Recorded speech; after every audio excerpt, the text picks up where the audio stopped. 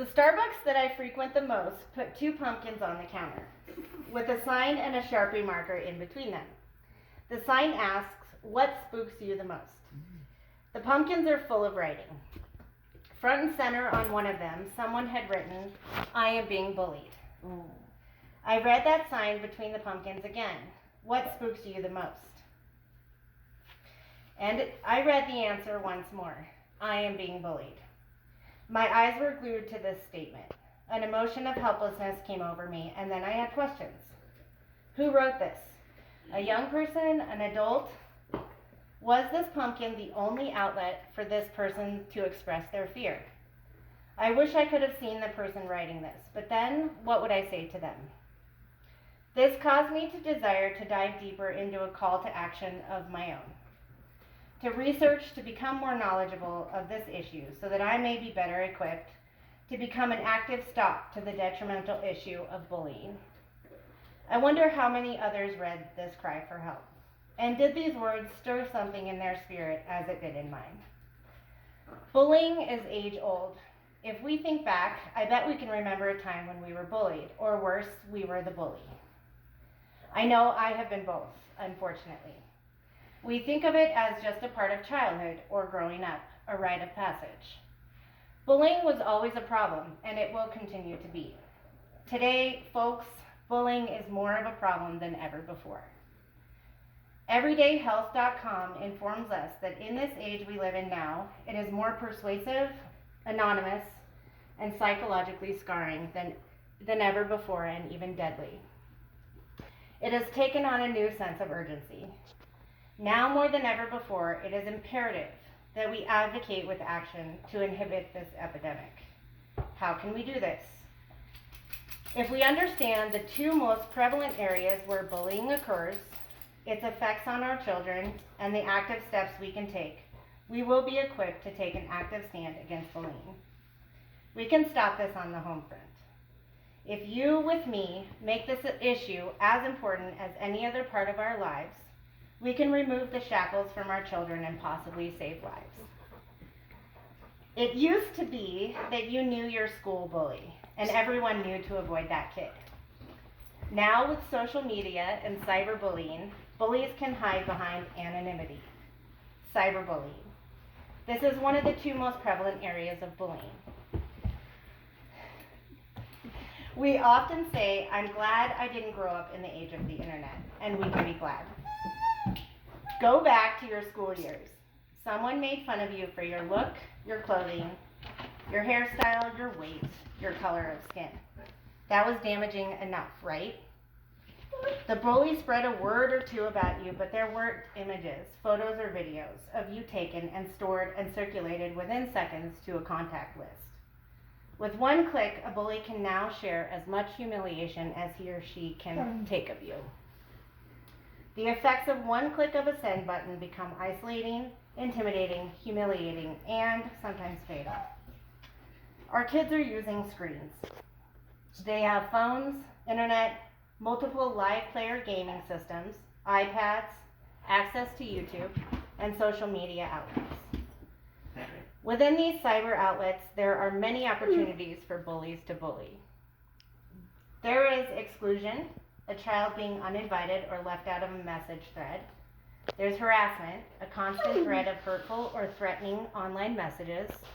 There's openly revealing sensitive personal information about someone, spreading photos or videos.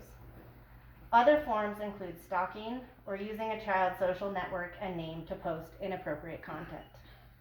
The octopus arms of the damage that can be done through cyberspace is extensive,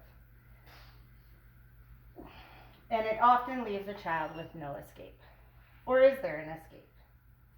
How can we as parents and child advocates take action against cyberbullying?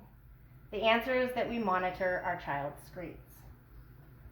What if the 20 minutes it took out of your day to go through the conversations of your child is having on their screens could be enough to make a positive impact on their mental health, their well-being, and maybe even their life?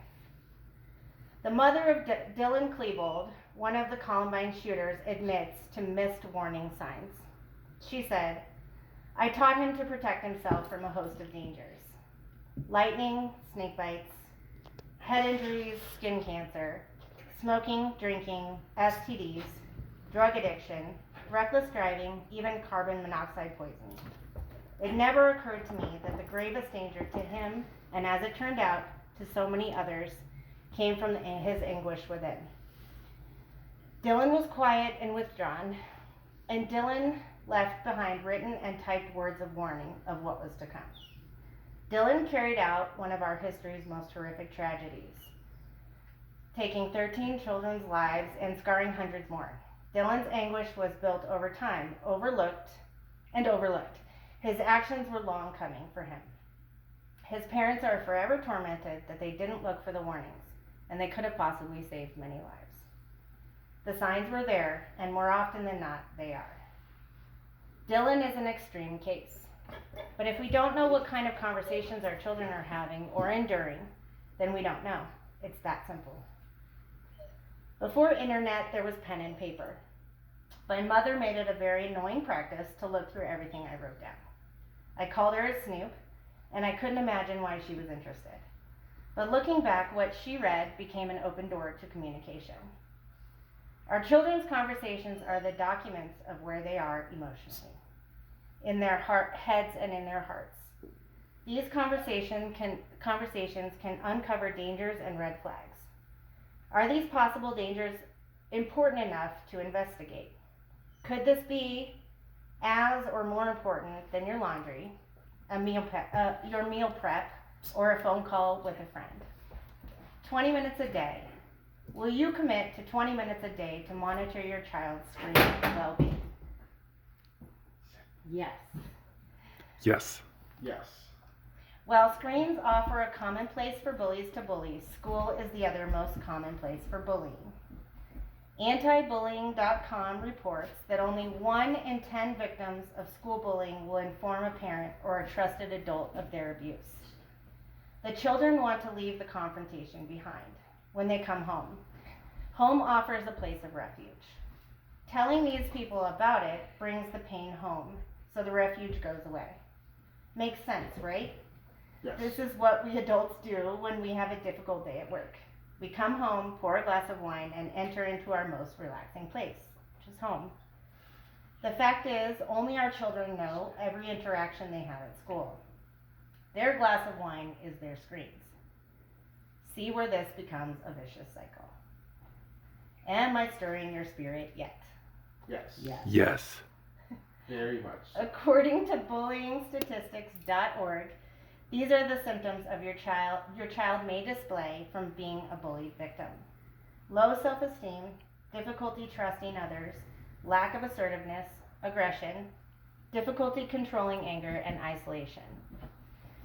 If our kids aren't telling us about an issue, how can we get ahead of the issue? I'm going to ask you to consider that coming to you and talking about their confrontations at school is not your child's responsibility. It is your job to investigate in order to become their advocate. We all ask, how is school? And what's the answer? Fine. Good. We're good. Annoying. Or Oliver says it's annoying. Wrong question if we are trying to get to the grit of their social interactions. Here's how to approach this topic and open the lines of communication. Ask your children about their peers. Who did you hang out with today?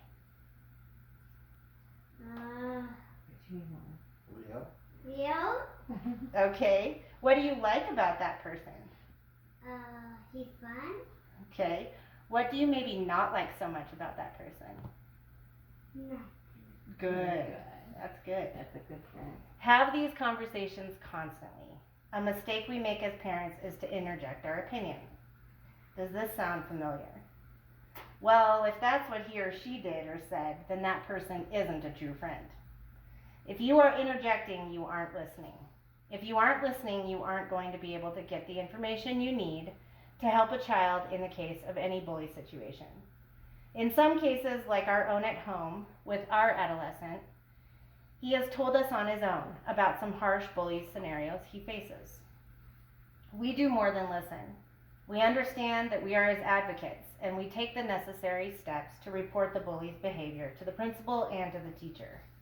We understand that this is our responsibility to ensure his time at school is as smooth for him as it can be, without the disruption of damaging social interactions.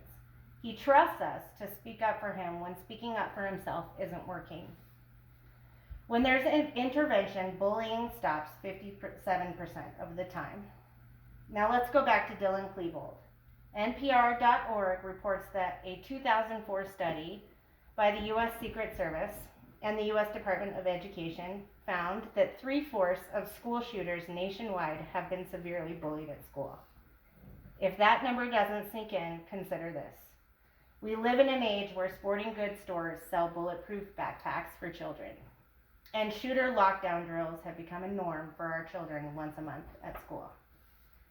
What if your child is the bully and is a contributor to that statistic? Is it important enough to find out? Yes. Yes. If the person that wrote, "I am being bullied," on the pumpkin had an advocate, someone that asked questions, listened, monitored, and spoke up for them, these words probably would not have been there. This silent epidemic can be attacked, and it is up to us to begin the battle against bullying. Will you take the simple steps of asking, monitoring, listening, and then acting on behalf of our children? Will you commit 20 minutes of your day to accomplish these steps? Yes. Yes. We cannot change what we are unaware of. Will you make one last verbal commitment today to be the change our children need towards putting an end, on your end, to the crisis of bullying? Yes. Yes. Is that a wrap? Get it? Good job.